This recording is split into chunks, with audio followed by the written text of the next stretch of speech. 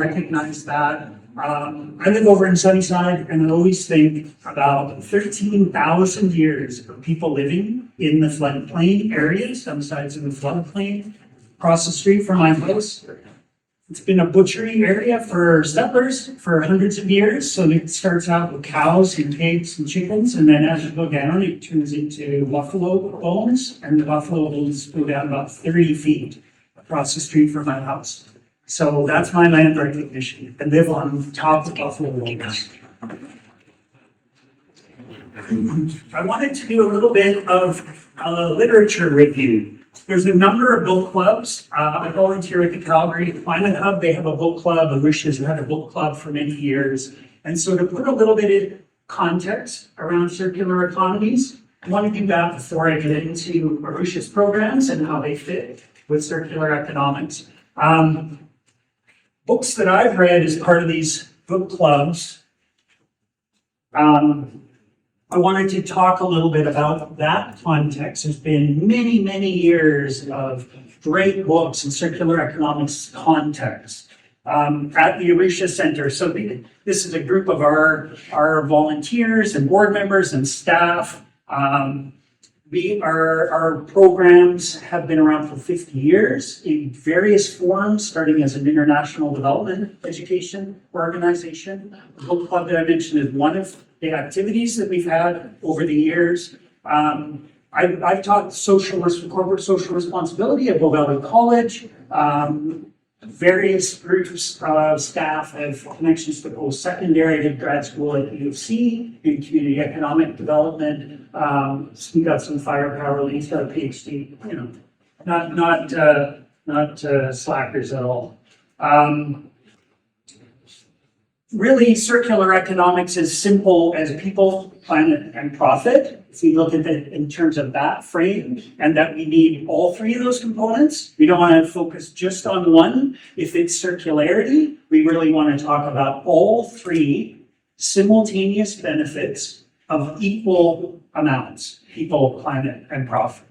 So out of the various academic and literature reviews and books that I've read around the planet theme, I think really the William McDonough Upcycle book is a great example. This book was printed 20 years ago. It was printed on upcyclable plastics at that time.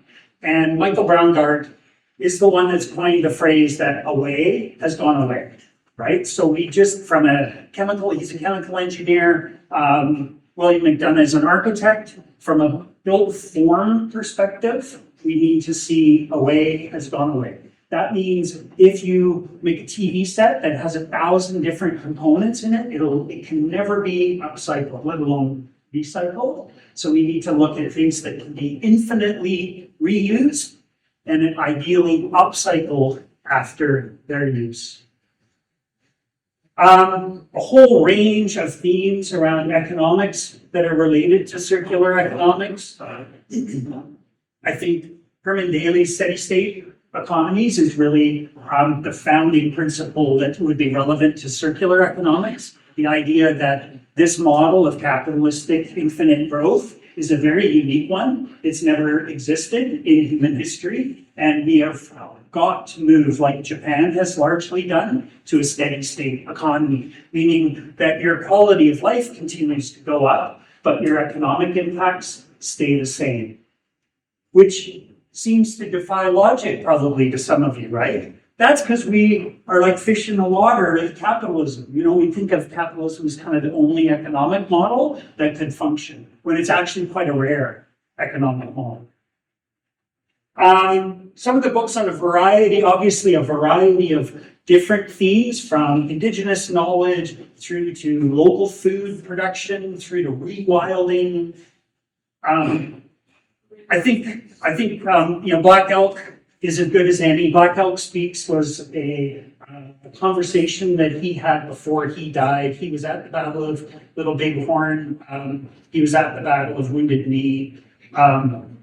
The phrase that is used throughout his transcripts are wasichu, and you'll hear that occasionally. It's a Sioux word for fact takers. Indigenous people were shocked by the wastefulness and the avarice of the people that came here. They were peaceful people living viably in this land. And so it wasn't just colonizers that were called Wasichi. That word existed previously. It was greedy people. And they were discouraged in their own culture. And it has become the word for settlers, essentially, for our culture. Yanis Varoufakis was the Greek finance minister in terms of European history. You can see here the origin of the word idiot is of a person who is hoarding money, only taking care of their own business, only saving for themselves, and a person who lives in moderation. The word is origin of poet. So historically, and from his role as the Greek finance minister going through EU destabilization, that was in the front of his mind of the historic relationship with this current capitalistic model that we have. So that's pretty heavy, eh? Yeah. Okay, so I'm glad I got that off my chest. A little bit of, frustration. Our programs, Calgary dollars is a complementary currency system, started in 1996. The Arusha climate program has a number of components. Take action grants and climate action grants that Elaine administers are granting programs. They all have a connection to circularity, and so I wanted to describe that. Starting with repair exchange, Yanya mentioned some of the operations of this program, going out to communities. Natalie's facilitating 16 repair exchange events this year with affordable housing agencies and community associations. How it connects to circular economics. People, planet, and profit have to be simultaneously benefiting to an equal degree. That's the goal. So we have upper income, put up your hand if you're super rich. So all the super rich people, they come to our repair exchange with all the stuff they bought at Costco that bust, right? And they try and fix it with local volunteers. The volunteers open it up and say, this was built to spill. This was like a planned obsolescence product that you just bought. So those of us that are super rich are discouraged from our consumerism, and we can fix a few things. Put up your hand if you're super poor. So I'm just scaring everybody right off. So those of us who are super poor can bring in our stuff. One of my best experiences, a girl came from a housing project across the street from the Crossroads Community Association, she'd actually been there with her girlfriends and then went home, came back with her jeans and the zipper had bust and there were her jeans. You know, when you're like 13 and you have a pair of jeans, like it might be life and death to fix them. And we were able to fix them, right? So that's empowering for that girl, right? And it matters in a very, very real way. Lower income, higher income benefiting to an equal degree, diverting from the landfill. We are building bridging social capital and bonding social capital. Bonding is when you already know people and you get to know them better. And bridging is when you meet other people that you didn't know with shared interests. So simultaneous creation of bridging and bonding social capital. It is also important that it's not just a personal benefit. Like, I don't need to talk to my neighbors about why they bought that toaster oven at Costco all the time. We need to get at some bigger macro level issues, right? And so it's an entry point to macro conversations around consumerism, waste, climate change. Many young women, for example, that's the demographic that are most fearful about climate change. They're thinking about whether they're going to have kids or not. We've got eco-anxiety settling in the community development world. And so we need to get solutions to that as well. So there's Abir and Natalie. Never take broken for an answer. Our climate program, we take bike generators, we take a wisdom wheel, indigenous knowledge activation, we bring button makers out to community events to talk about bikes. Laura's here from Youth on Route, advocating for bikes, and active transportation is a huge part of circular economics, right? Because bike wheels are round and circular economics are circles. Like it has to be part of that. Anyway, so we do fee-for-service events around those animations. It's a combination because they're bicycle electricity generators. There's an awareness around your legs hurt more when you're pedal powering an incandescent bulb compared to an LED bulb, right? And we make them sweat, right? So you're physically entertained and educated at the same time on a bike. It connects to both the entertainment, but also our lifestyle impacts. So it's a way to talk about suburban sprawl because there isn't a cycle track near your house or what have you. So on the left is a collab that we did with the Boma Green Teams downtown and Green Calgary, pedal powering the lights. We're trying to pedal power those little foot heaters that are so energy wasteful. And then G is our Indigenous staff who has designed Wheel of Wisdoms, which is the first I've ever heard of ever, which is connecting the worldview that's shared on Turtle Island in North America of Indigenous knowledge around the 7 wisdoms and the animal icons for those wisdoms and how those can be applied to your community work and your business here in Calgary. So if you're doing climate work, what can I learn about the beaver that has been shared amongst Indigenous people across North America?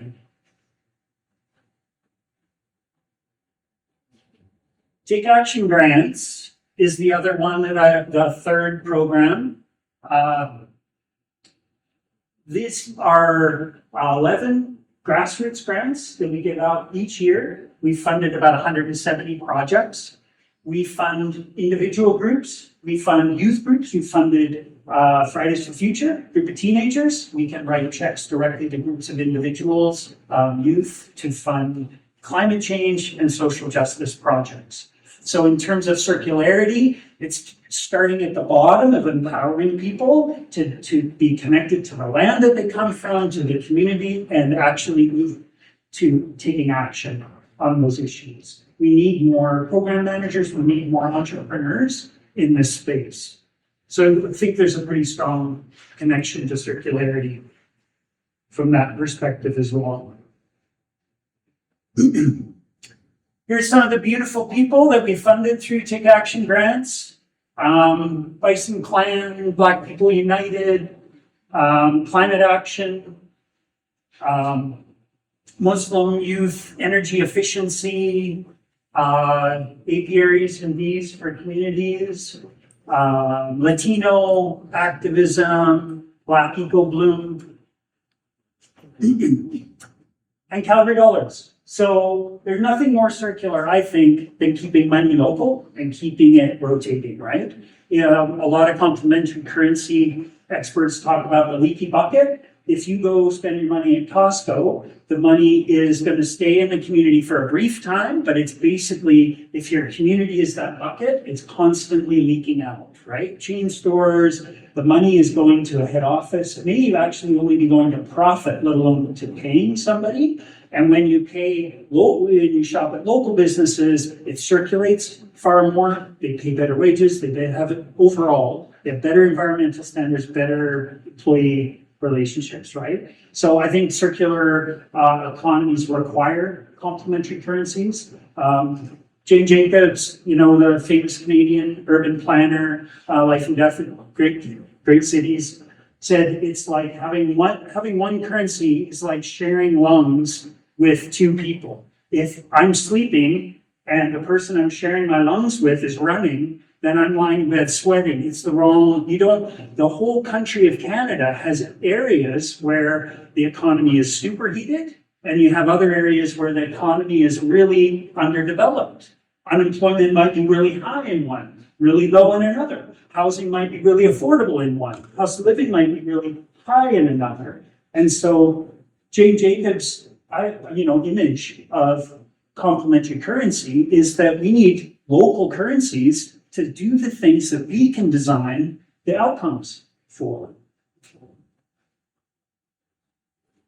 So again, lower income participants able to increase access to goods, economic capital, social capital, and save money. So in Calgary Housing, many of their buildings, you can pay $50 a month in Calgary dollars towards your rent if you supervise homework club, or you work on the household lending library, or you water the garden in the summer.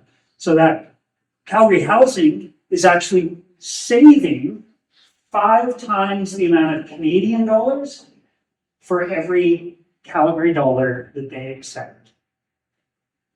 How is that possible? The reason is if you build community, the people that live in your buildings are happier. The cost of a move out, of a turnover, is $2,700. Their turnover rate has been huge, up to 30%.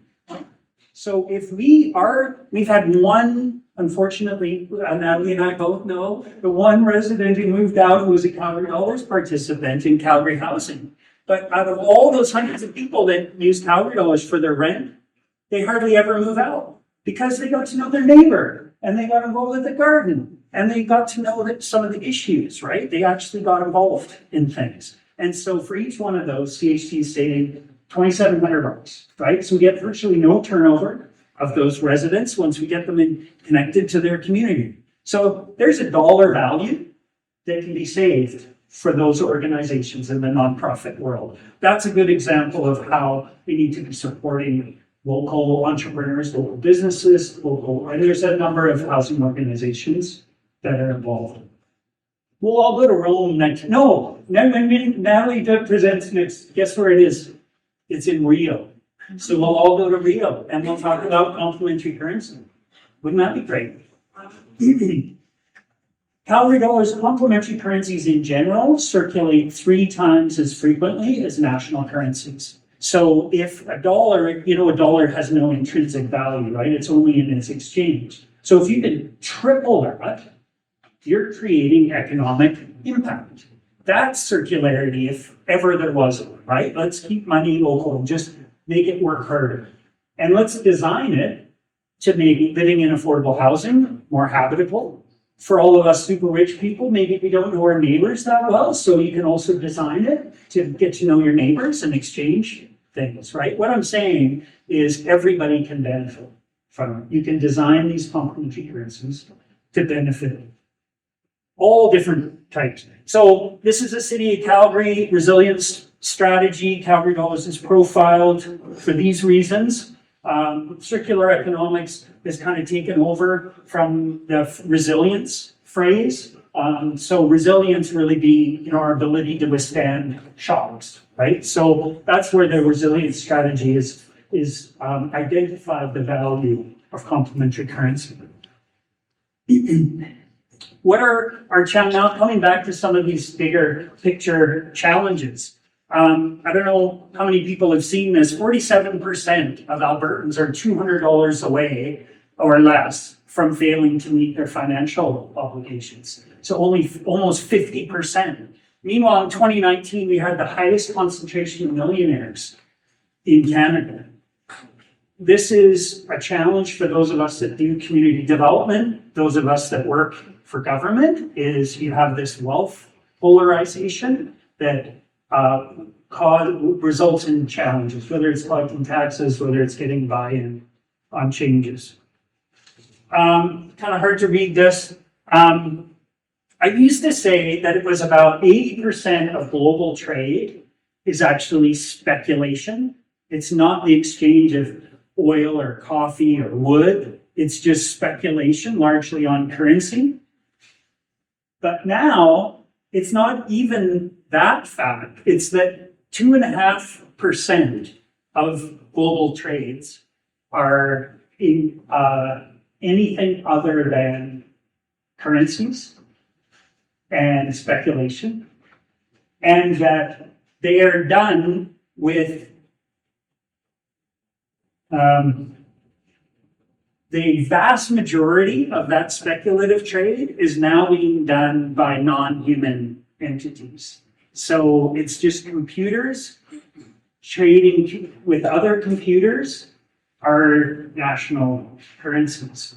So this is a call to arms for us to build community because we need to be more resilient and we need to be more circular. These leads, how many people have seen, put up your hand if you've seen Succession, Parasite, Triangle of Sadness, or The Menu. Put up your hand like that so I can see. Okay, so the majority of, and when you saw that, you must have thought, wow, there's a bit of social unrest in the world, right? Like, that's what happens. That's what we got with Trump. That's what we'll be getting if we get Polyev. We're going to be getting populist responses to these challenges. Circular economics can address those challenges. How many people, is it not a shaming? I swear it's not a shaming. How many people have, because I have wireless buds. How many people have AirPods? So my partner has 3 pairs of AirPods. AirPods are built, well, I just say built to spill. They're planned obsolescence, right? So in our corporate consumerism, we're up against huge challenges. Virtue signaling, pretending to be doing something good when you're not. Planned obsolescence and the greenwashing of saying, cherry picking some particular environmental benefit and saying that represents your enterprise or what have you. So just so you know, AirPods, if you charge them every day, if you use them every day, that's 18 months worth of use. The batteries are hardwired in, can't be replaced. It's difficult to even recycle them. So that works out to 55 cents a day for the use of AirPods, plus the cost that might be up to $300, right? So Apple is a poster child for planned obsolescence, right? Like how many old iPhones do people have? All of that, right? That's the struggle that we're up against. These are called Fairbuds. And so for $150, you can buy Fairbuds, which have replaceable batteries in both earbuds and also a replaceable battery. And they're replaced in the case. The replaceable batteries, we've been replacing some of these wireless battery items that are hardwired in. It's usually $4 or $5 for a new battery. So we're finding within the repair exchanges that a lot of the times, like, don't throw that out. Get new batteries. If you got AirPods, you're out of luck. You can't. So Natalie and I are just watching the Guyanese reference in this Netflix documentary that came out. 180 million pieces of clothing each year goes to Guyana, in Africa, not South Africa. These are mostly from the ethical, like H&M, the ethical fabric fashion companies. 40% of that is dumped immediately, and because there's very little guidelines, it's often just dumped on the beach. So there's a beach of H&M for you. $5 billion worth of unsold inventory in 2018 is what H&M listed. Some fashion producers have 52 seasons of clothing. This was the original recycling logo. It had refuse on it. Yeah.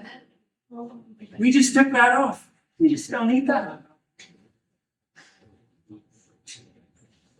I'm running out of time here, so I'll share this presentation with anybody that's interested.